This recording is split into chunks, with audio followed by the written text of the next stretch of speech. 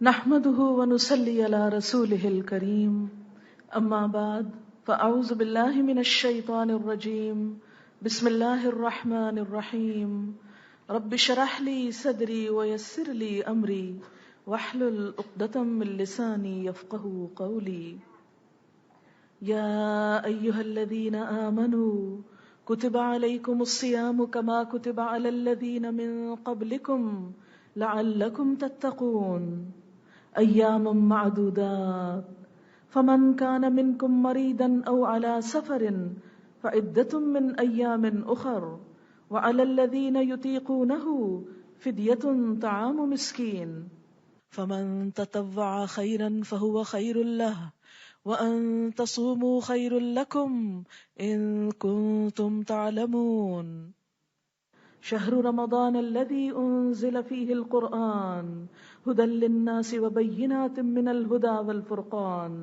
فمن شهد منكم الشهر فليصم ومن كان مريضا او على سفر فعدة من ايام اخر يريد الله بكم اليسر ولا يريد بكم العسر ولتكملوا العدة ولتكبروا الله على ما هداكم ولعلكم تشكرون وَإِذَا سَأَلَكَ عِبَادِي عَنِّي فَإِنِّي قَرِيبٌ أُجِيبُ دَعْوَةَ الدَّاعِ إِذَا دَعَانِ فَلْيَسْتَجِيبُوا لِي وَلْيُؤْمِنُوا بِي لَعَلَّهُمْ يَرْشُدُونَ صدق اللہ العظیم۔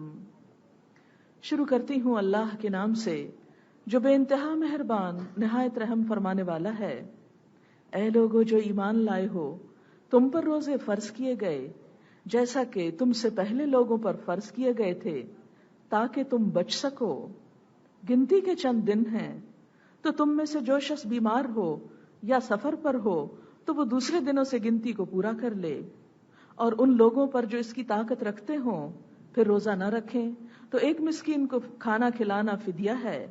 تو جو کوئی خوشی سے نیکی کرے تو وہ اس کے لیے بہتر ہے، اور یہ کہ تم روزہ رکھو یہی تمہارے لیے زیادہ اچھا ہے اگر تم جانتے ہو۔ رمضان وہ مہینہ ہے جس میں قرآن اتارا گیا، لوگوں کے لیے ہدایت، تمام انسانوں کے لیے رہنمائی اور ہدایت کی واضح نشانیاں اور حق و باطل میں فرق کر دینے والی کتاب۔ تو جو کوئی تم میں سے اس مہینے کو پائے اسے چاہیے کہ روزہ رکھے، اور جو کوئی بیمار ہو یا سفر پر ہو تو دوسرے دنوں سے گنتی پوری کر لے۔ اللہ تمہارے ساتھ آسانی چاہتا ہے، مشکل نہیں چاہتا۔ اور تاکہ تم گنتی پوری کرو اور تم اللہ کی بڑائی بیان کرو اس پر جو اس نے تمہیں ہدایت عطا کی، اور تاکہ تم اس کے شکر گزار بن جاؤ۔ اور جب میرے بندے آپ سے میرے بارے میں پوچھتے ہیں تو کہہ دیجئے کہ بے شک میں قریب ہوں، پکارنے والے کی پکار کا جواب دیتا ہوں جب بھی وہ مجھے پکارتا ہے۔ بس چاہیے کہ وہ میری بات مانیں اور چاہیے کہ مجھ پر ایمان لائیں تاکہ وہ ہدایت پائیں، راہ پائیں۔ معزز خواتین، رمضان المبارک کی آمد ہے۔ نبی اکرم صلی اللہ علیہ وسلم کا یہ طریقہ تھا کہ رمضان کی آمد سے پہلے شعبان میں ہی اس کی تیاری شروع کر دیتے، اور شعبان کے مہینے میں ہی عبادت میں کچھ اضافہ کر لیتے جو روزے اور صدقہ خیرات کی شکل میں ہوتا تھا۔ اس کے علاوہ ایک موقع پر شعبان کی آخری تاریخ کو نبی اکرم صلی اللہ علیہ وسلم نے ایک خطبہ دیا جس کے ذریعے رمضان کی فضیلت پر اور روزے کی اہمیت کے بارے میں صحابہ کرام کو ذہنی طور پر تیار کیا۔ اگرچہ یہ تمام باتیں جو روزے سے متعلق ہیں ہم میں سے بہت سے لوگ بہت اچھی طرح جانتے ہیں، لیکن کسی بھی چیز کو محض جان لینے سے بات نہیں بنتی۔ کوئی بھی کام زیادہ بہتر طریقے سے کرنے کے لیے ضروری ہے کہ اس کے کرنے سے پہلے ہم ذہنی طور پر، روحانی طور پر اس کے لیے تیار ہوں، اپنے آپ کو یاد دہانی کرائیں، کیونکہ انسان تو ہے ہی بھولنے والی چیز۔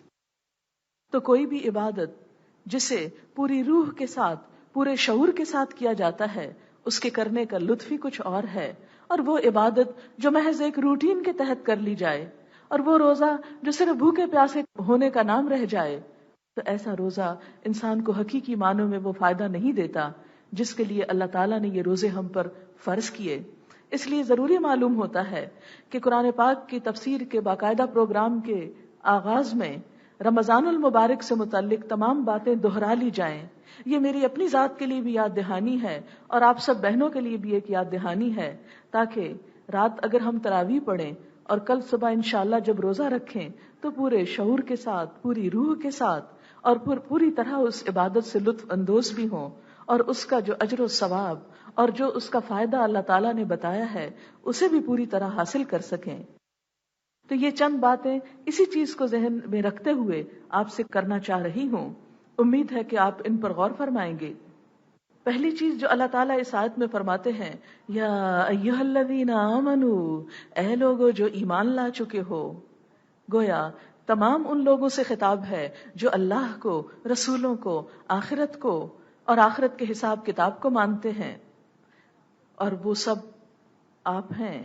یا ایھا الذین آمنوا، ہم بھی ان لوگوں میں شامل ہیں جو ایمان لائے. کیا کرو؟ کتب علیکم الصیام، تم پر روزے فرض کر دیے گئے. کتبہ کا لفظ کتبہ سے ہے. کتبہ کا مطلب ہوتا ہے لکھ لینا. کتاب ہے لکھی ہوئی چیز. گویا تم پر لکھ دیے گئے، اور لکھی ہوئی چیز بہت اہم ہوتی ہے. کسی بھی چیز کی ڈاکیومنٹیشن اور اس کو لکھ دیا جانا اس کی اہمیت کو ظاہر کرتا ہے. تو کتب علیکم الصیام، تم پر روزے لکھ دیے گئے. اسی لیے اس کا ترجمہ کیا جاتا ہے کہ تم پر روزے فرض کیے گئے، یعنی یہ ایک فرض عبادت ہے اور اسے جان بوجھ کر چھوڑا نہیں جا سکتا. اور یہ عبادت صرف ہم پر نہیں، امت مسلمہ پر، نبی صلی اللہ علیہ وسلم کی امت پر، بلکہ اس سے پہلے کی انبیاء کی امتوں پر بھی روزہ فرض کیا گیا تھا. کما کتب علی الذین من قبلکم، کیوں فرض کیا گیا؟ لعلکم تتقون، تاکہ تم بچ سکو. تتقون، تقوی کے لفظی معنی ہے کسی چیز سے بچنا. کس چیز سے بچتا ہے انسان؟ بظاہر کھانے پینے سے بچتا ہے، بظاہر اپنی نفسانی خواہشات کے پورا کرنے سے بچتا ہے، لیکن انسانی ضروریات سے یہ بچنا، وہ بنیادی ضروریات جو انسان کے ساتھ ہر دم لگی رہتی ہیں، ان ضروریات سے جب انسان پرہیز کرتا ہے، کھانے پینے سے بچتا ہے، تو دراصل بچنے کی ایک پریکٹس ہوتی ہے، بچنے کی ایک ایکسرسائز ہوتی ہے. اور جب انسان اپنے نفس پر کنٹرول کرنا سیکھتا ہے تو پھر گناہوں سے بھی بچ جاتا ہے. روزہ دراصل کیا ہے کہ صبح سے لے کر شام تک تم کھانے پینے اور نفسانی خواہشات کو کرنے سے، حالانکہ وہ جائز ہیں، ان جائز ضروریات سے بھی تم بچو، تاکہ تم ان جائز ضروریات سے بچ کر ناجائز چیزوں سے بھی بچ سکو، اور جب ناجائز چیزوں سے بچو تو پھر برے انجام سے بھی بچ سکو. یہ ہے روزے کا اصل مطلب، لعلکم تتقون، تاکہ تم بچنا جان لو. بات یہ ہے کہ ہم انسان بہت دفعہ چاہتے ہیں کہ غلط کاموں سے بچ سکیں، لیکن باوجود خواہش کے، باوجود کوشش کے بچ نہیں سکتے. عام طور پر بھی آپ نے دیکھا ہوگا کہ جب خواتین ڈائٹنگ کرتی ہیں، کھانے سے بچنا چاہتی ہیں، تو اس بچنے میں بڑی دقت ہوتی ہے، بڑی مشقت ہوتی ہے، اور جب کوئی نہ دیکھ رہا ہو تو نظر چرا کے کچھ نہ کچھ کھا بھی لیا جاتا ہے، کیونکہ وہ معاملہ اپنے ساتھ جو ہوتا ہے. مگر روزہ ایک ایسی عبادت ہے کہ جس میں اللہ کے لیے کھانے پینے سے بچا جاتا ہے. آپ تنہا ہو، ایسی جگہ پر ہو جہاں کوئی نہ دیکھتا ہو، کوئی پوچھنے والا نہ ہو، کوئی سزا دینے والا نہ ہو، کوئی پکڑنے والا نہ ہو، لیکن پھر بھی خواہ کتنے بھی بھوکے ہوں، کتنے بھی پیاسے ہوں، کتنے ہی جذبات سے مغلوب ہوں، لیکن آپ وہ کام نہیں کرتے جو اس حالت میں اللہ نے آپ کو روک دیا کرنے سے. اس طرح ضبط نفس کی ایک ایسی ٹریننگ ہوتی ہے، اور انسان کو بار بار یہ احساس دلایا جاتا ہے کہ جس رب کے حکم سے تم حلال چھوڑ رہے ہو، اسی رب کے حکم سے تم حرام کو بھی چھوڑ دو. ہم روزے کی حالت میں حلال چیز استعمال کرنا چھوڑتے ہیں. کھانا پینا حلال ہے، پانی حلال ہے، جس کے بارے میں قرآن پاک میں اللہ تعالیٰ فرماتے ہیں کلوا من طیبات ما رزقناکم، جو پاکیزہ چیزیں ہم نے تم کو دی ہیں ان کو کھاؤ. انہیں اللہ کا حکم سمجھ کر ہم استعمال کرتے ہیں، لیکن روزے میں مت کھاؤ. گویا حلال سے بچنا. تو جب ایک انسان اللہ کے حکم سے، اللہ کی خوشی کی خاطر حلال سے بچتا ہے تو وہ آخر حرام سے کیوں نہ بچے گا. اسی لیے روزے کی حالت میں صرف کھانا پینا نہیں، جھوٹ، چغلی، غیبت اور ہر غلط کام بھی چھوڑ دینا چاہیے، کیونکہ وہ حرام چیزیں ہیں، اور اگر انسان ان کو نہیں چھوڑتا تو نبی صلی اللہ علیہ وسلم نے فرمایا من لم يدع قول الزور والعمل به فليس لله حاجة ان يدع طعامه وشرابه، جس نے روزہ رکھ کر جھوٹ بولنا اور جھوٹ پر عمل کرنا نہ چھوڑا تو اللہ کو اس بات کی کوئی ضرورت نہیں کہ کوئی شخص اپنا کھانا پینا چھوڑ دیتا ہے۔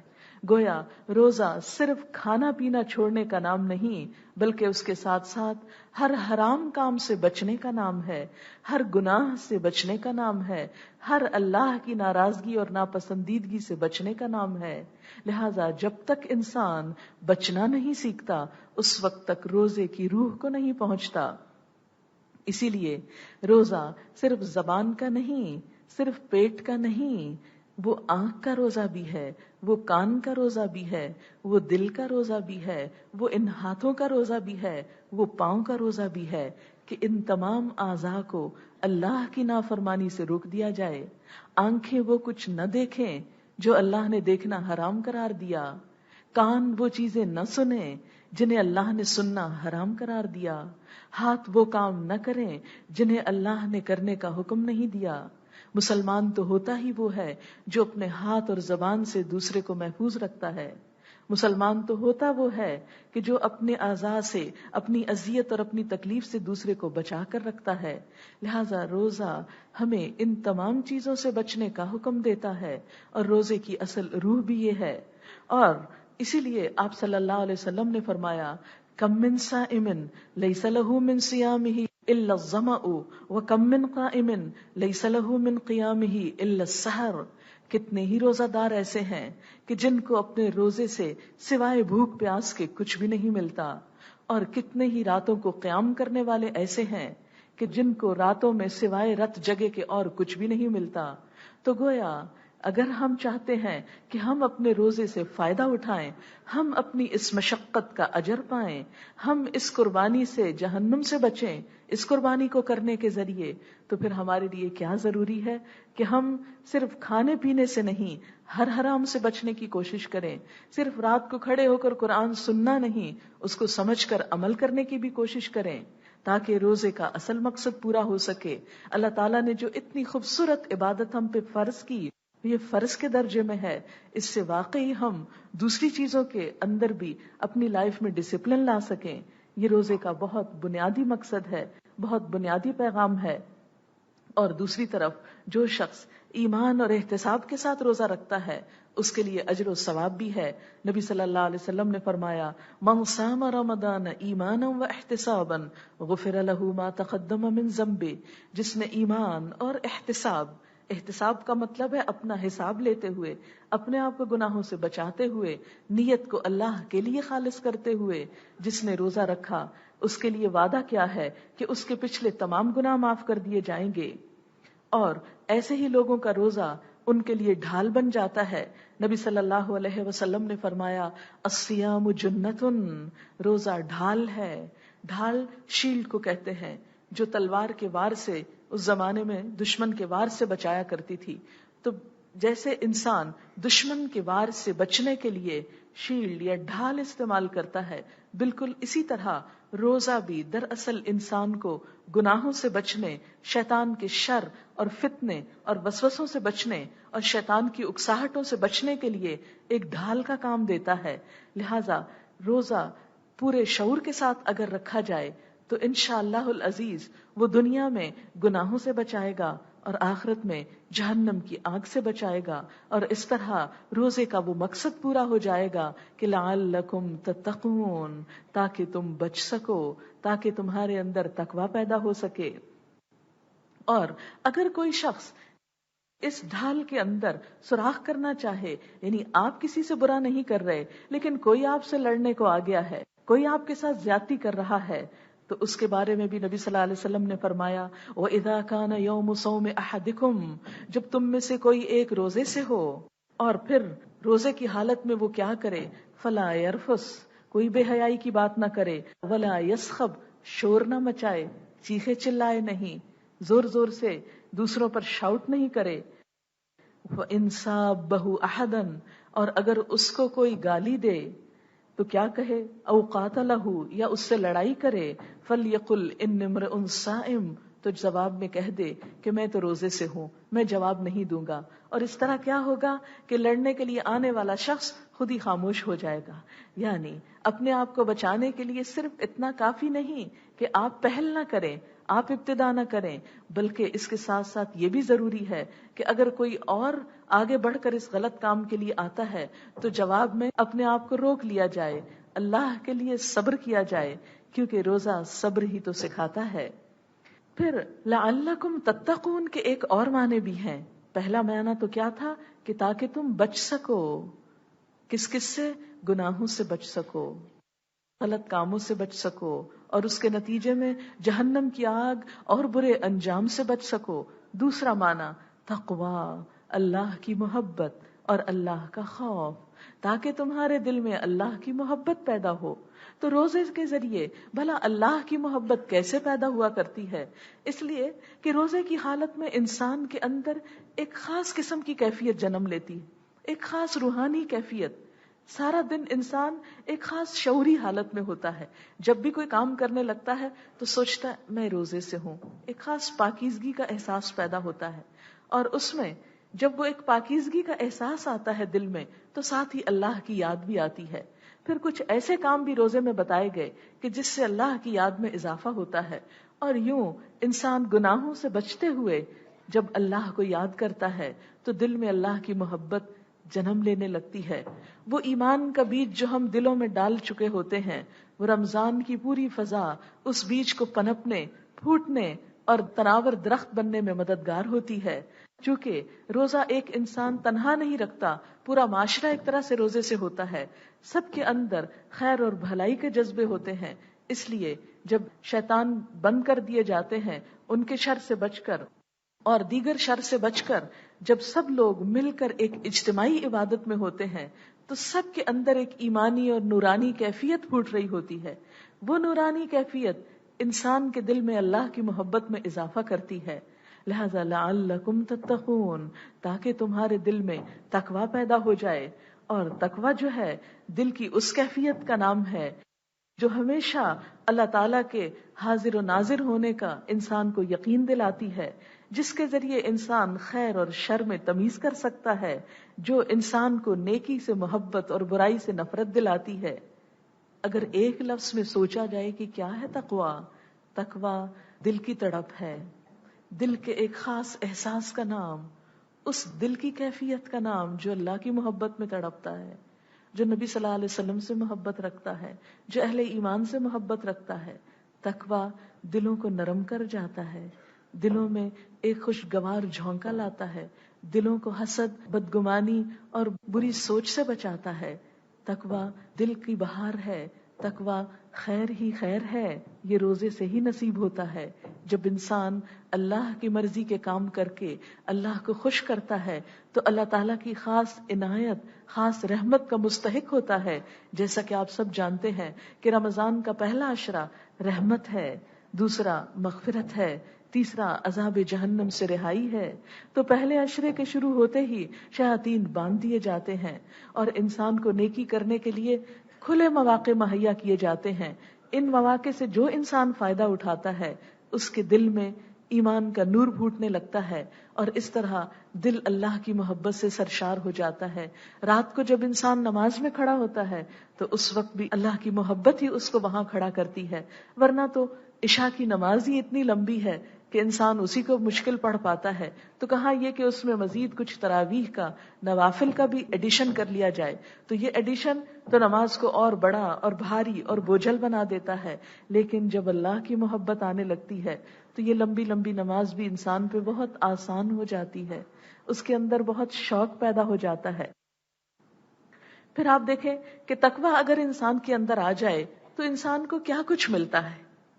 عموماً ہم سمجھتے ہیں کہ اگر ہم دنیا کے پیچھے زیادہ بھاگیں گے تو بہت ساری چیزیں ہم کو مل جائیں گی، لیکن نبی صلی اللہ علیہ وسلم نے کیا بتایا کہ تم جتنا اس کے پیچھے بھاگو گے وہ تمہارے آگے آگے بھاگے گی، وہ تم سے منہ موڑ کر دوسری طرف کو جائے گی، لیکن جب تم اسے چھوڑ کر اللہ کی طرف آؤ گے تو یہ تمہارے پیچھے آنے لگے گی. یہ اس کا مزاج ہے، مختلف مزاج ہے. لیکن ہم اس سے بالکل مختلف سوچتے ہیں. ہم سوچتے ہیں ہم جتنا دنیا کے کاموں میں زیادہ وقت لگائیں گے اتنی ہماری زندگی زیادہ آسان ہوگی. لیکن آپ دیکھیں گے انشاءاللہ اس مہینے میں روزانہ قرآن کے لیے وقت نکالتے ہوئے آپ دنیا کے کاموں کا کچھ حصہ چھوڑ کر جب یہاں آئیں گے تو واپس جا کر دنیا کے کام بھی ہو جائیں گے، لیکن دل کی جو ایک خاص خوشی، دل کی جو ایک خاص کیفیت اور طاقت ہے وہ ایک اضافی انعام ہوگا اللہ کی طرف سے انشاءاللہ. تو بہرحال تقویٰ جب انسان اختیار کرتا ہے تو بہت ساری نعمتیں آنے لگتی ہیں. وہ کیا کیا نعمتیں ہیں جو تقویٰ کی وجہ سے ملتی ہیں؟ روزہ تقویٰ کا ذریعہ، اور تقویٰ بے شمار نعمتوں کا ذریعہ. ان میں سے سب سے پہلی نعمت ہدایت. قرآن پاک کی ابتدا میں ہی اللہ تعالیٰ فرماتے ہیں ذالک الکتاب لا ریب فیہ ھدی للمتقین، یہ کتاب جس میں کوئی شک نہیں متقی لوگوں کو ہدایت دیتی، جن کے دل میں اللہ کے لیے تڑپ ہوتی ہے، جو دل اللہ کی محبت میں تڑپتے ہیں، احساس رکھتے ہیں، ان کو یہ کتاب ہدایت دیتی ہے. پھر اللہ کی مدد آتی ہے. قرآن پاک میں اللہ تعالیٰ فرماتے ہیں ان اللہ مع الذین اتقوا، یقیناً اللہ ان لوگوں کے ساتھ ہے جو تقویٰ کرتے ہیں. اللہ تقویٰ والوں کے ساتھ ہے. والذین هم محسنون، اور وہ جو احسان کرتے ہیں. پھر ولایت نصیب ہوتی ہے. اللہ ولی المتقین، اللہ دوست ہے متقی لوگوں کا، مددگار ہے متقی لوگوں کا. اور ولایت سے مراد یہ نہیں کہ وہ کوئی خاص قسم کے لوگ ہوتے ہیں جنہیں یہ نصیب ہوتی، نہیں، آپ بھی ان میں سے ایک ہو سکتے ہیں. آپ اپنے اندر اللہ کی محبت پیدا کیجئے. آپ خواہ دنیا کے کسی کام میں ہوں لیکن آپ اللہ کے دوست ہو سکتے ہیں. پھر اللہ کی محبت حاصل ہوتی ہے. ان اللہ یحب المتقین. پھر اللہ کے نزدیک انسان کا بہت بہترین مقام بنتا ہے. ان اکرمکم عند اللہ اتقاکم، تم میں سب سے زیادہ عزت والا وہ ہے اللہ کے نزدیک جو سب سے زیادہ تقوی والا ہے. یہ مہینہ آپ کو یہ تمام نعمتیں عطا کرے گا اگر آپ نے شعوری طور پر روزے رکھے. پھر علم کے حصول کا ذریعہ، خصوصاً وہ علم جو انسان کے لیے اس دنیا کے اندھیروں میں راستہ دکھاتا ہے، وہ بھی تقویٰ کے ذریعے ملتا ہے.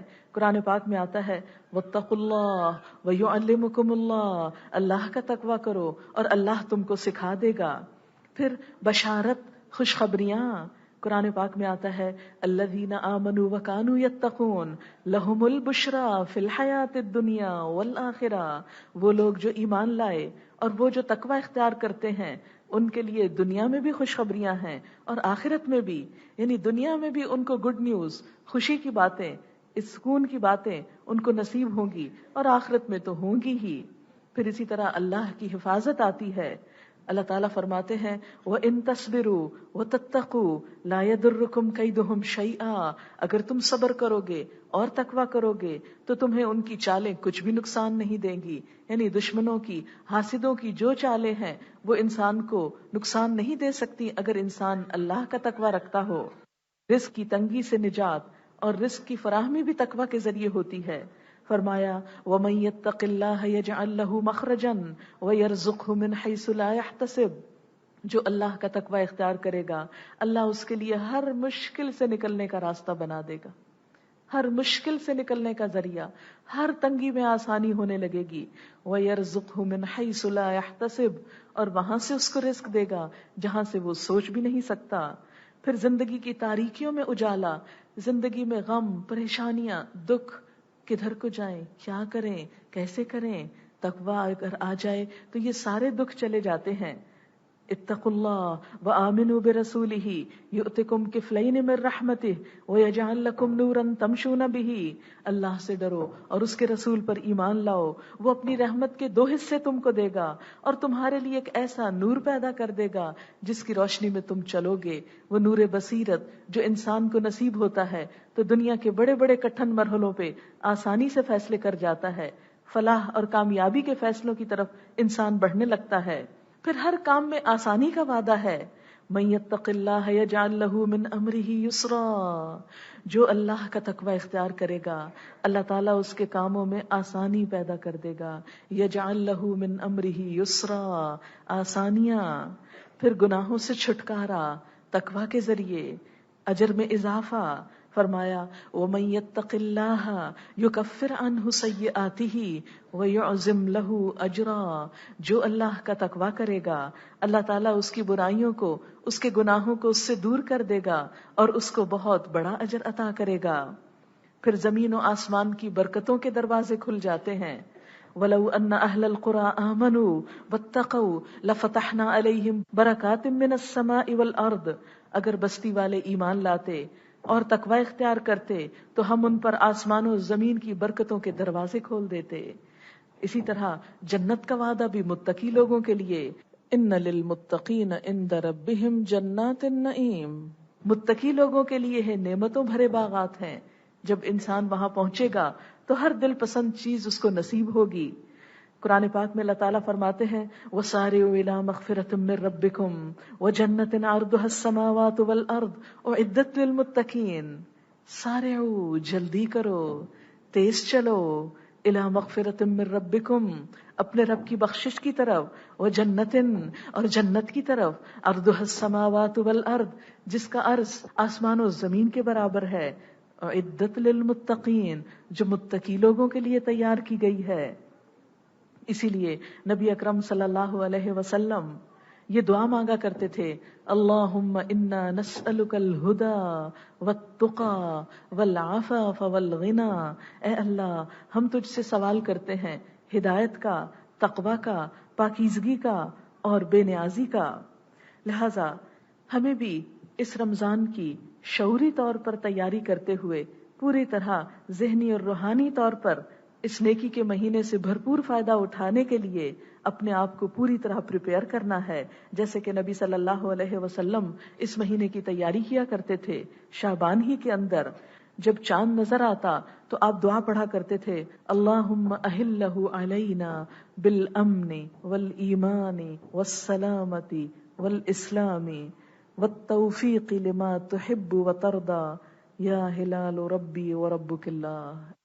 اس کا مطلب کیا ہے؟ اے اللہ اس چاند کو ہم پر امن والا، ایمان والا، سلامتی والا، اسلام والا اور ان کاموں کی توفیق والا بنا جن کو تو پسند کرے اور جس پہ تو راضی ہو جائے. کتنی خوبصورت دعا ہے. اگر آپ میں سے کچھ لوگ بھی یہ سعادت حاصل کریں تو چاند دیکھتے ہی یہ دعا پڑھیں اللہم اہلہ علینا بالامن والایمان والسلامت والاسلام والتوفیق لما تحب وترضى یا ہلال ربی وربک اللہ. اے ہلال تیرا اور میرا رب اللہ ہی ہے. تو یہ دعا اگر عربی میں یاد نہ بھی ہو تو اردو میں اس معنی کی دعا ضرور پڑھ لیں تاکہ زیادہ سے زیادہ اس مہینے کی برکتوں سے فائدہ اٹھا سکیں. پھر اس کے بعد فرمایا لعلکم تتقون ایاما معدودات. کیوں پریشان ہوتے ہو؟ چند دن تو ہیں، گنتی کے دن ہیں، بس گنے ہوئے دن ہیں. کتنا ہمارا رب ہماری نفسیات سے واقف ہے کہ میرے بندے گھبرا رہے ہیں کہ 30 دن کھانا پینا چھٹ جائے گا، 30 دن فلاں اور فلاں کام چھٹ جائے گا. نہیں، مت فکر کرو، مت گھبراؤ. ایام معدودات، گنے ہوئے دن. معدود عربی زبان میں عدد سے ہے، معدود مفعول کے وزن پر، گنتی کے چند دن. اور آپ دیکھیں سارا سال ہم اسلامی کیلنڈر سے بے نیاز رہتے ہیں، بھولے رہتے ہیں کہ شعبان ہے یا رجب ہے یا کیا ہے اور کیا نہیں. لیکن رمضان آتا ہے تو ایک ایک تاریخ ہم کو یاد ہوتی ہے. دن میں کئی دفعہ دہراتے آج کون سا روزہ ہے، کتنے گزر گئے، کتنے باقی رہ گئے. ایام معدودات، گنے جانے والے دن جو گنے جاتے ہیں. اور ویسے بھی آپ دیکھیں ایک مہینے کو پھر اللہ تعالیٰ نے 3 حصوں میں ڈیوائیڈ کر دیا. اور ویسے بھی آپ دیکھیں ایک مہینے کو پھر اللہ تعالیٰ نے 3 حصوں میں ڈیوائیڈ کر دیا. 10 10 10، اس کو عشرہ بولتے ہیں. عشرہ عربی زبان میں 10 کو کہتے ہیں. پہلے 10 دن رحمت کا عشرہ، او پہلا گیا، دوسرے 10 دن مغفرت کا، او دوسرا گیا، اور تیسرے کا تو پتہ ہی نہیں چلتا. تاک راتوں کی وجہ سے اتنی تیزی آ جاتی ہے عبادت میں اور اللہ کی طرف رجوع کرنے میں، اور بالآخر پھر ختم ہو جاتا ہے. خوش قسمت ہوتے ہیں وہ لوگ جن کو یہ دن نصیب ہوں، اور خوش قسمت ہیں وہ جو ان دنوں سے بھرپور فائدہ اٹھائیں. ایام معدودات. لیکن اس میں بھی ہمارا رب کتنا مہربان ہے. فرمایا فمن کان منکم مریضا، تم میں سے جو کوئی بیمار ہو جائے، او علی سفر، یا اس کو سفر کرنا پڑ جائے، تو وہ کیا کرے؟ اس کو اجازت ہے وہ روزہ چھوڑ دے اور پھر بعد میں ان روزوں کی گنتی پوری کر لے. فعدۃ من ایام اخر، وہ دوسرے دنوں میں اس کی قضا کر لے. تو گویا روزہ ایک ایسی عبادت ہے کہ اگر کسی حقیقی عذر کی وجہ سے، شرعی مجبوری کی وجہ سے چھٹ جائے، جس میں 2 یہاں قرآن پاک میں بتائی گئی ہیں اور کچھ سنت رسول صلی اللہ علیہ وسلم میں بھی ہیں، جن کی طرف میں لیٹر آن آؤں گی فقہی مسائل کی طرف، تو اس کو کیا کرنا چاہیے؟ بعد میں گنتی پوری کرنی چاہیے. وَعَلَى الَّذِينَ يُطِيقُونَهُ، اور ان لوگوں پر جو اس کی طاقت رکھتے ہوں. یہ ابتدائی دور کا حکم ہے. جب پہلے یہ آیت آئی، جیسا کہ آپ جانتے ہیں کہ اللہ تعالیٰ لوگوں کی سائیکالوجی کو بہت اچھی طرح جانتے تھے، لہذا بہت گریجولی، سلولی احکام دیے گئے کہ ہمارے بندے ایک دم گھبرا نہ اٹھیں، ہو سکتا ہے کرنے سے انکار کر دیں. اور یہ تدریج ہر چیز میں ہے. جیسے نمازیں ابتدا سے ہی پڑھی جا رہی تھی، لیکن 5 نمازیں معراج پر فرض ہوئیں. اسی طرح زکوٰۃ کا حکم مکہ میں بھی موجود تھا، لیکن اس کا خاص ڈسپلن مدینہ میں قائم کیا گیا. روزہ مکہ میں بھی موجود تھا، لیکن خاص ڈسپلن مدینہ میں آ کے ہوا. یہ آیت بھی مدنی ہے. اور ابتدا میں کیا رخصت دی گئی کہ جو طاقت رکھتے ہو پھر نہ رکھ سکیں، نہ رکھنا چاہیں، وہ دوسروں کو کھانا کھلا دیں. کیونکہ عموماً کیا ہوتا ہے کہ جن کے پاس خود بہت کھانے کو ہوتا ہے انہی کے لیے روزہ مشکل ہوتا ہے. جن بیچاروں کے پاس ویسے ہی کھانے کو نہیں تو بھلا وہ کیوں نہ روزہ رکھیں گے. اس لیے ابتدا میں کھاتے پیتے لوگوں کو تھوڑی سی سہولت دی گئی، کچھ ریلیکس کیا گیا. اچھا اگر ابھی نہیں رکھ سکتے تو کیا کرو، کسی دوسرے کو کھانا دو کہ وہ روزے رکھ سکے. لیکن بعد میں پھر دوسرا حکم آیا، اس حکم کو منسوخ کر گیا کہ نہیں، اب چاہے کھاتے پیتے ہو یا نہیں، اب روزہ رکھ لو. کیوں؟ اس لیے کہ جب انسان دوسروں کو روزہ رکھتے دیکھتا ہے تو اس کا حوصلہ بنتا ہے، میں ایسے ہی ڈر رہا تھا، یہ تو کوئی زیادہ مشکل عبادت نہیں، میں بھی رکھ سکتا ہوں، اور میں کیوں نہ اس اجر اور ثواب کو پاؤں جس کو دوسرے لوگ پا رہے ہیں. کیا میں صرف دوسروں ہی کو روزہ رکھواؤں؟ میں خود کیوں نہ اس کام میں شریک ہوں. لہٰذا اس حکم کے اختتام پہ فرمایا کہ فدیہ کیا ہے؟ طعام مسکین، ایک مسکین کا کھانا. اس کی تفصیل میں انشاءاللہ بعد میں بتاتی ہوں. فمن تطوع خیرا فہو خیر اللہ، تو جو خوشی سے نیکی کرے وہ اس کے لیے زیادہ اچھا ہے. ہمیں روزہ مجبوری سے نہیں رکھنا، ہمیں مصیبت کے مارے نہیں رکھنا، ہمیں روزہ محبت سے رکھنا ہے، خوشی سے نیکی کرنا ہے. من تطوع خیرا، تطوع ہوتا ہے جو دل کی خوشی سے نیکی کرے، تو اس کے لیے وہ اچھا ہے. یہ حکم ان کو پہلے دیا گیا جو روزہ رکھ سکتے ہو نہ رکھیں، پھر بھی رکھیں تو بہت اچھا ہے. اور عام طور پر بھی سب لوگ جب روزہ رکھیں تو خوشی سے روزہ رکھیں. وَأَن تَصُومُوا خَيْرٌ لَكُمْ، اور یہ کہ تم روزہ رکھو تمہارے لیے زیادہ اچھا ہے. ان کنتم تعلمون، اگر تم جانتے ہو. کیا جانتے ہو؟ اس کا اجر اور ثواب جانتے ہو. شہر رمضان الذی انزل فیہ القرآن، رمضان وہ مہینہ ہے جس میں قرآن اتارا گیا. تو رمضان میں پہلا کام روزہ رکھنا، دوسرا کام قرآن سے تعلق. قرآن سے تعلق روزے کا ایک خاص وصف ہے. جیسا کہ آپ جانتے ہیں کہ قرآن حکیم اللہ کی کتاب ہے، یہ اللہ کا کلام ہے. ہم اللہ تعالیٰ کی ذات کو دیکھ نہیں سکتے، چھو نہیں سکتے، مگر اس کے حروف اور اس کے الفاظ کو تو ہاتھ لگا سکتے ہیں، اس کے بول تو ہم پڑھ سکتے ہیں. اتنا پیار آتا ہے پھر اللہ کی اس کتاب کو کہ اللہ تعالیٰ یہ آپ کے بولے ہوئے لفظ ہیں، یہ آپ کا کلام ہے. آپ دیکھیں کہ جس سے آپ کو جتنا پیار ہوتا ہے نا، اس کی بات اتنی ہی پیاری لگتی ہے. ماؤں کو اپنے بچے کتنے اچھے لگتے ہیں، محبت ہوتی نا. بچے توتلی توتلی زبان میں بھی اوٹ پٹانگ لفظ بولتے ہیں تو مائیں وارے نیارے جاتی ہیں، نہال ہو کے جاتی ہیں. میرے بچے نے یہ بات کر دی، آج اس نے اماں کہنا شروع کر دیا، آج اس نے بابا کہنا شروع کر دیا، دیکھو آج کیا بولا. یہ ایک ایک لفظ پہ مائیں کان دھرتی ہیں بچوں کے، حالانکہ ان بچوں کی باتوں میں کوئی لاجک نہیں، کوئی معنی نہیں، کوئی کچھ بھی کام کی چیز نہیں، لیکن وہ ٹوٹے پھوٹے لفظ کیوں اچھے لگ رہے ہیں ماں کو؟ اس لیے کہ ماں کے دل میں بچے کی محبت ہے. تو یاد رکھیں، جس سے محبت ہوتی ہے اس کا ایک ایک لفظ اچھا لگتا ہے. تو قرآن پاک دراصل کیا ہے؟ ہوا کلام اللہ، یہ اللہ کا کلام ہے. یہ لکھی ہوئی شکل میں نہیں آیا، یہ بول کے سنایا گیا، جبریل کے ذریعے آیا علیہ السلام. جبریل امین نے اسے نبی صلی اللہ علیہ وسلم کو سنایا، پھر نبی صلی اللہ علیہ وسلم نے اسے امت کو سنایا. آپ لکھنا نہیں جانتے تھے، آپ سن کر اخذ کرتے اور آ کر بول کر سناتے. جب بول کر آپ سناتے تھے تو صحابہ کرام کے دلوں پر کچھ اور ہی اثر ہوتا، اور پھر اسی طرح نمازوں میں پڑھا جاتا، مجلسوں میں پڑھا جاتا. تو یاد رکھیں، قرآن گھر پر بیٹھ کے بھی پڑھا جا سکتا ہے، خود ٹرانسلیشن دیکھ کے بھی پڑھی جا سکتی ہے، لیکن وہ قرآن جو سن کر سمجھ میں آتا ہے، جو سن کر لطف دیتا ہے، وہ صرف ریڈنگ سے نہیں، اس لیے کہ یہ لکھی ہوئی کتاب نہیں آئی. اسی وجہ سے بہت سارے لوگ اس کنفیوژن میں ہوتے ہیں کہ ہم قرآن پڑھنا شروع کرتے ہیں، تفسیریں ہیں ہمارے گھر میں، مگر چند پیجز کے بعد ہم تھک جاتے ہیں، بور ہو جاتے ہیں، ہم کو سمجھ میں نہیں آتا. کبھی ایک بات ہوتی ہے، کبھی دوسری ہونے لگتی ہے، پھر تیسری شروع ہو جاتی ہے. تو اس کا ٹاپک کیا ہے، یہ کس سبجیکٹ پر ہے؟ یہ ساری کنفیوژن اس لیے ہوتی ہے کہ وہ قرآن کا مطلب ہی نہیں سمجھتے. قرآن کا لفظ بھی کیا بتاتا ہے؟ بہت زیادہ پڑھی جانے والی چیز قرأ سے ہے. قرأ کا مطلب ہے پڑھنا، اور پڑھنے سے مراد صرف ایسی ریڈنگ نہیں، بلکہ اقرأ بسم ربک الذی خلق جیسے کہا گیا کہ پڑھو، جیسے نبی صلی اللہ علیہ وسلم سے پڑھوایا گیا، یعنی بولو اس کو. لہذا سننے کے بعد دوسرا کام، اس کو بول کر بتانا بھی بہت پر لطف ہے، اسے پڑھ کر سنانا بھی بہت مزہ دیتا ہے. اس لیے آپ سب کو یہاں پر رمضان کے مہینے میں جو زحمت دی جا رہی ہے کہ آئیں مل بیٹھ کر اللہ کی یہ کتاب پڑھیں، یہ اسی لیے کہ یہ کلام اللہ ہے. اس کلام کو جب ہم مل بیٹھ کر سنیں اور سنائیں گے تو انشاءاللہ آپ اس کتاب کا ایک اور ہی رخ دیکھیں گے، ایک اور ہی لذت پائیں گے، ایک اور ہی محبت اس کے اندر آپ کو محسوس ہوگی.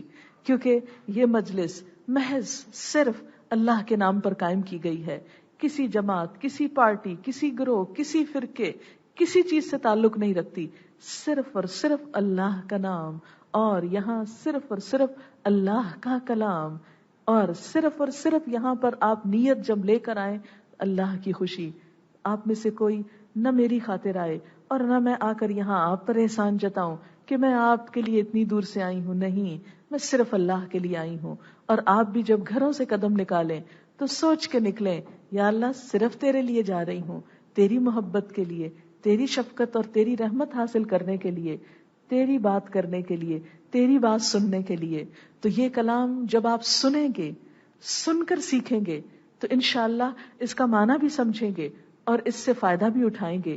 لہٰذا کوشش کیجئے کہ وقت پر پہنچیں اور اول سے آخر تک ہر سطر جو ہے وہ آپ کے کان سے گزرے، تاکہ یہ رمضان ہمارا ایسا گزرے کہ جیسے اللہ تعالیٰ فرماتے ہیں شہر رمضان الذی انزل فیہ القرآن، یہ رمضان کا مہینہ، اسی میں قرآن اتارا گیا تھا.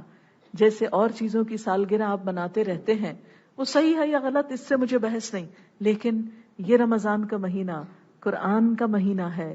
اس میں قرآن کی ابتدا ہوئی تھی، اس میں جو لیلۃ القدر ہے جو 1000 مہینوں سے بہتر ہے، اس میں اللہ نے ہم کو یہ تحفہ دیا تھا. اور قرآن کے تو قدم قدم پر رحمتیں اور برکتیں ہیں. جس ہستی کا کلام ہے وہ سب سے بڑی ہے، جس ہستی پر نازل ہوئی وہ تمام انسانوں سے عظیم ہے.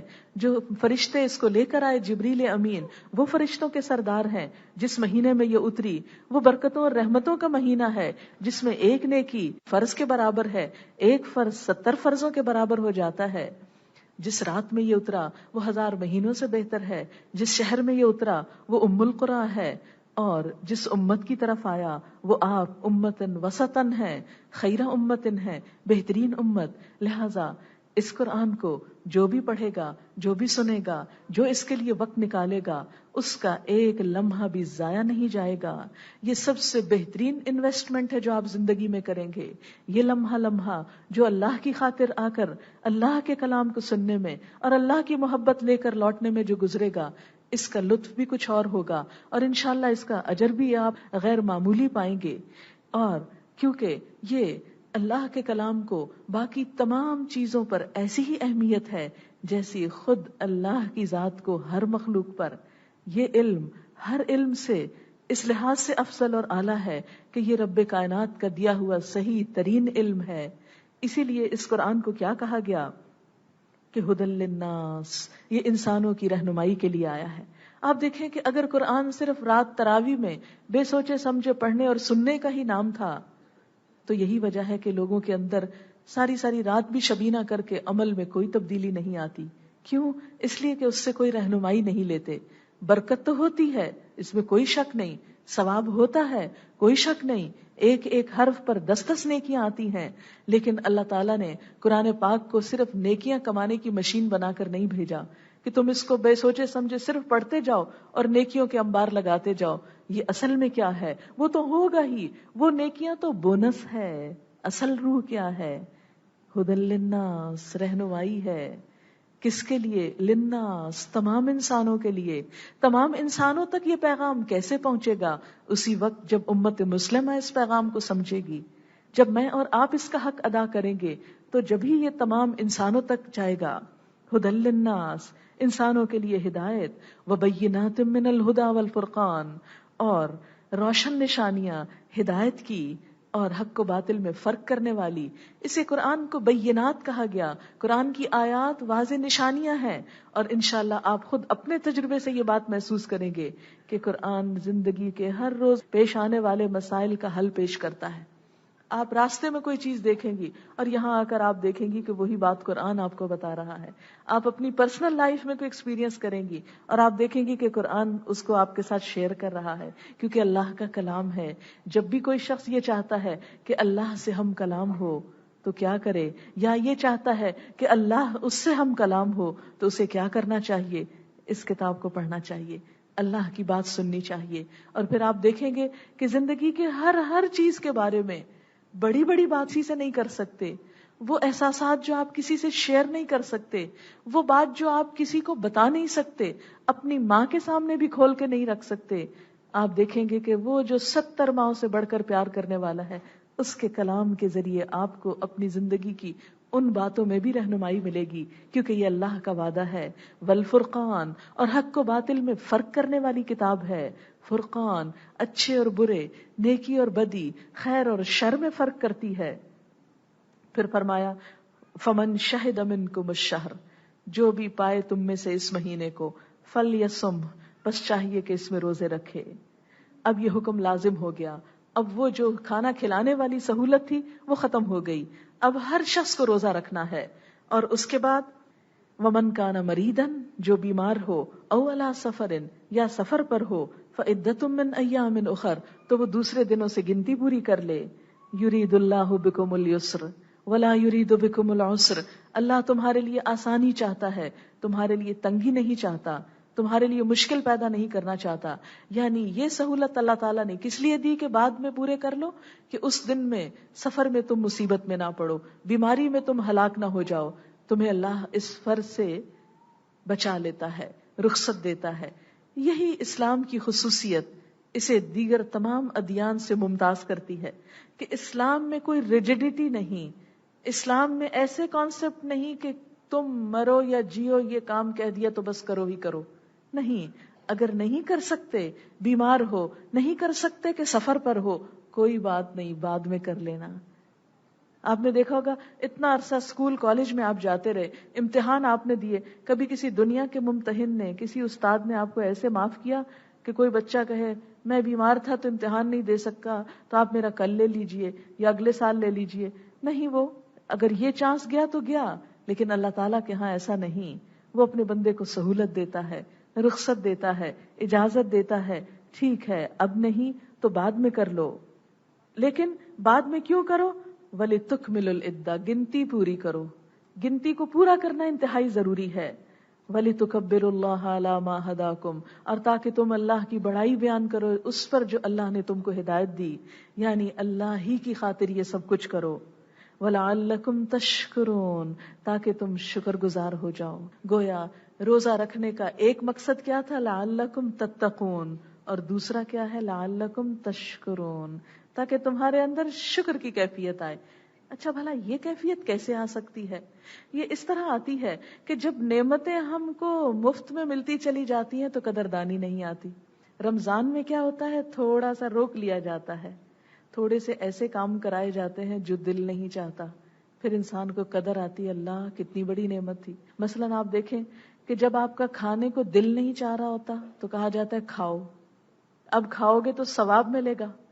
کون صبح ہی صبح اٹھ کے کھائے تہجد کے وقت؟ اس وقت تو پانی بھی پینے کو دل نہیں چاہ رہا ہوتا، کھانا. لیکن اس میں آپ دیکھیں کہ عام دنوں میں ایسی مجبوری نہیں ڈالے گی تو انسان کہتا ہے اللہ تیرا شکر ہے عام دنوں میں تو نے ہمیں پکڑ کے نہیں رکھا کہ اب کھاؤ اور ضرور کھاؤ. پھر اسی طرح جب بھوک سک لگتی ہے کہا نہیں اب نہیں کھاؤ. پھر اس کے بعد کیا ہوتا ہے؟ جب افطار کا وقت ہوتا ہے تو اللہ تعالیٰ پھر کہتے ہیں اچھا اب کھاؤ. سارا دن 12 گھنٹے بھوکے پیاسے رہنے کے بعد جب پانی کا گھونٹ حلق کے نیچے جاتا ہے، ایک کھجور انسان کو انرجی دیتی ہے تو بے اختیار نکلتا ہے الحمدللہ الحمدللہ. وہ الحمدللہ عام دنوں میں نہیں نکلتا منہ سے. وہ الحمدللہ جو عام دنوں میں ہم بولتے ہیں وہ محض زبان سے بولتے ہیں.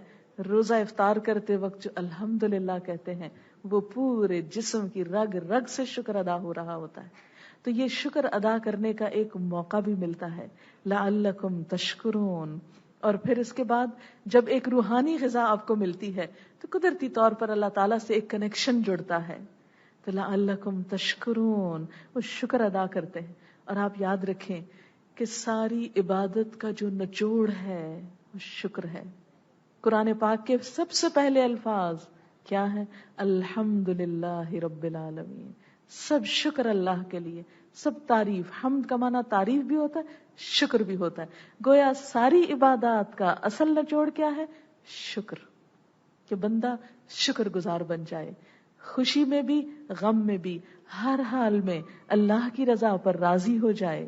اور جو اللہ کی رضا پہ راضی ہونا جان لیتا ہے وہی خوش قسمت ترین انسان ہے. دنیا میں بھی خوشیاں سمیٹتا ہے اور آخرت میں بھی. آپ صلی اللہ علیہ وسلم نے فرمایا بندہ مومن کا حال بھی عجیب ہے. جب اسے کوئی غم اور دکھ اور پریشانی آتی ہے تو صبر کرتا ہے، اس پر بھی اجر پاتا ہے. اور جب کوئی خوشی ملتی ہے تو شکر ادا کرتا ہے، تو خوشی کا ملنا بھی اس کے لیے اجر کا سبب بن جاتا ہے. بندہ مومن لوزر نہیں ہوتا کسی حال میں بھی، خواہ اچھے حال ہو خواہ برے حال ہو، خواہ دن کی روشنی ہو یا رات کی ہو. اسی لیے آپ دیکھیں کہ رمضان میں اللہ تعالیٰ نے صرف دن کا روزہ نہیں، رات کی عبادت بھی ہمارے لیے رکھی. اگرچہ روزہ فرض کیا اور اس کو مسنون عبادت قرار دیا.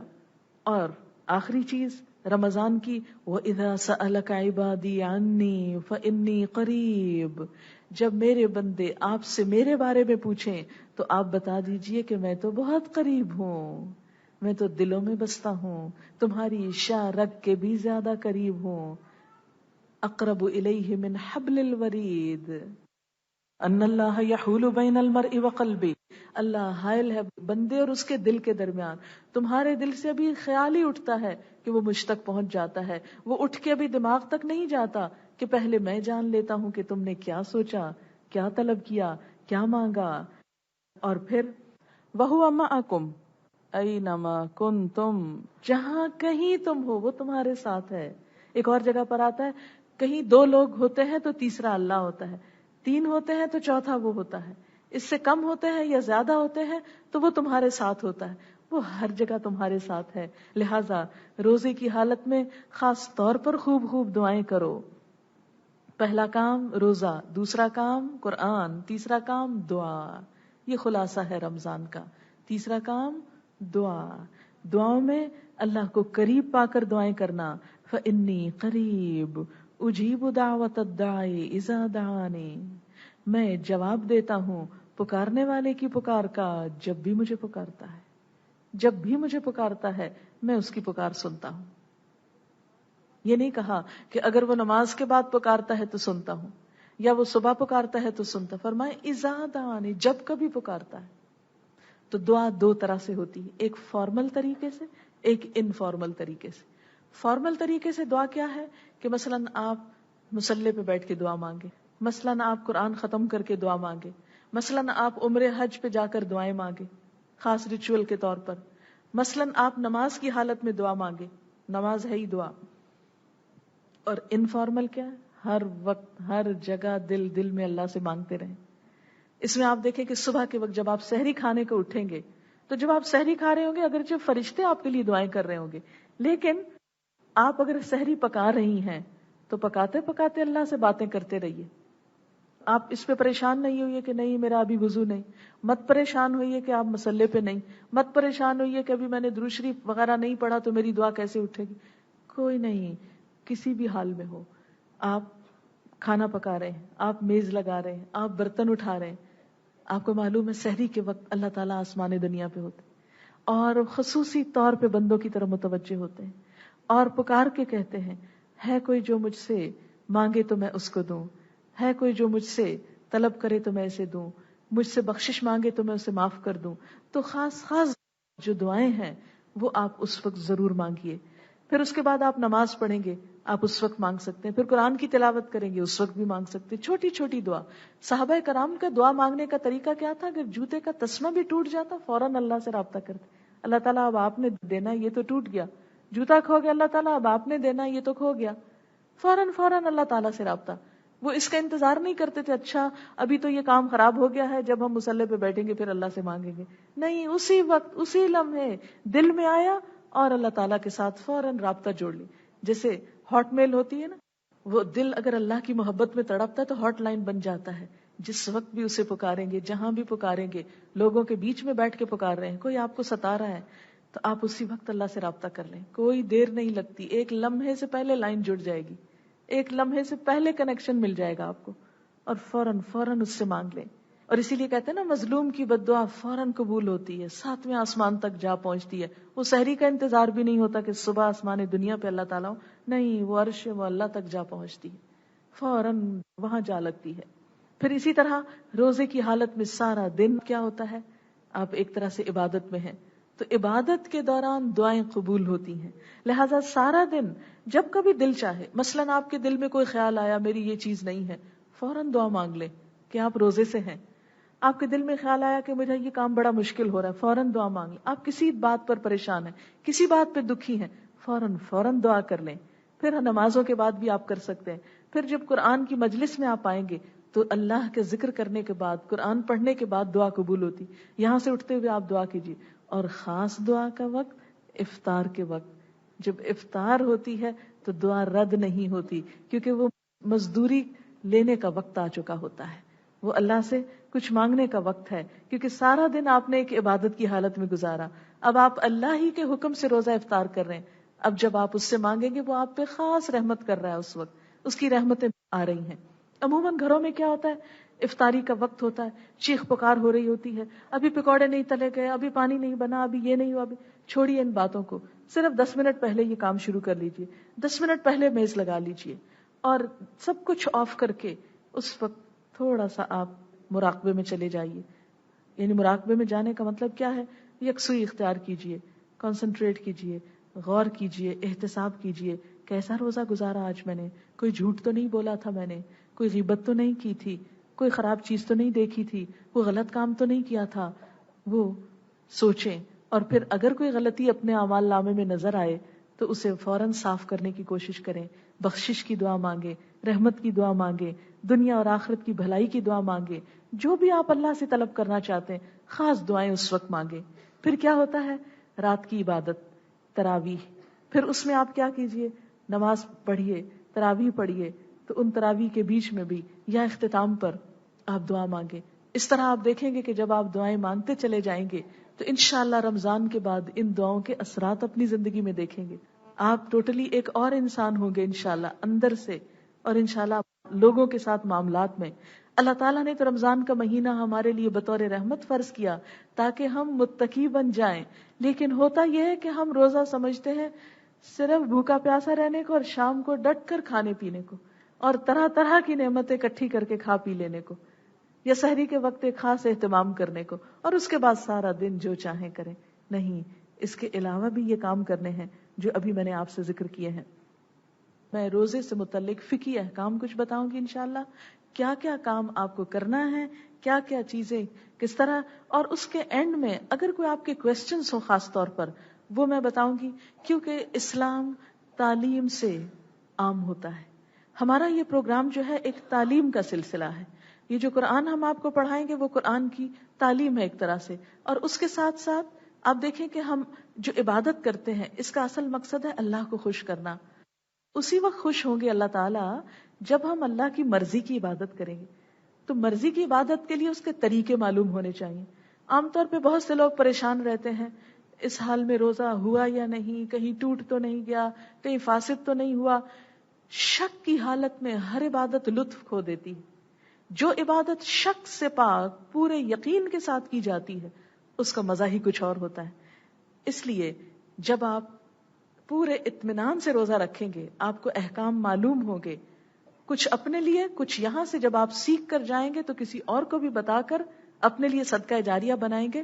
تو میں اب کچھ تعلیمی اسپیکٹ جو روزے کا ہے فقہی اس پر آؤں گی.